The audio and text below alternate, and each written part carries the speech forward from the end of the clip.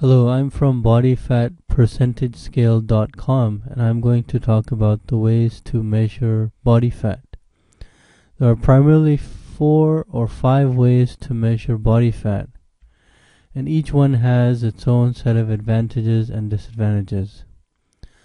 The most advanced and most expensive ways and the most accurate ways to measure body fat are by using a DEXA scan or a hydrostatic weighing.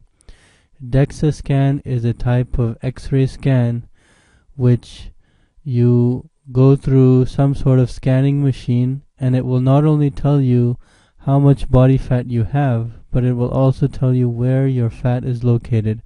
And this is very important if you have intra-abdominal fat, or you feel you have fat in your legs or your thighs or your back, etc. This can tell you exactly where the fat is located, but this is very expensive, and generally it's used by premier athletes or bodybuilders, or if you have a serious medical issue it may be used.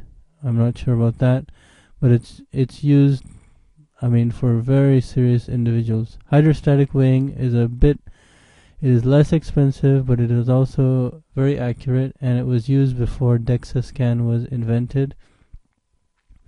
What it involves is weighing underwater. So you weigh yourself above or outside of the water, and then you put yourself in water, and you need to exhale all the air from your lungs.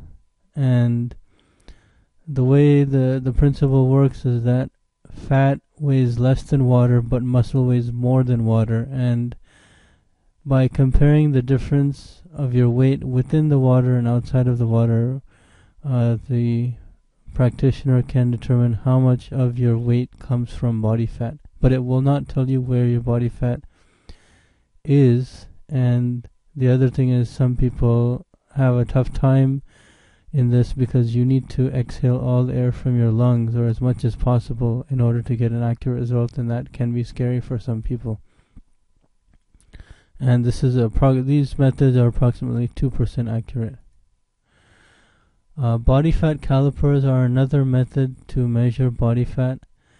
The accuracy at its best is around 4% accurate, and what it involves is using calipers, which are pinching instruments, to pinch your skin to measure how much fat is underneath.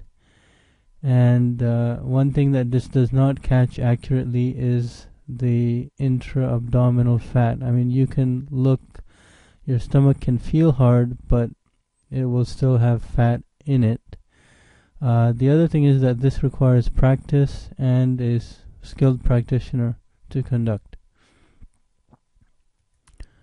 Body fat scales are the method that is most practical for personal use. They use something called bioelectric impedance.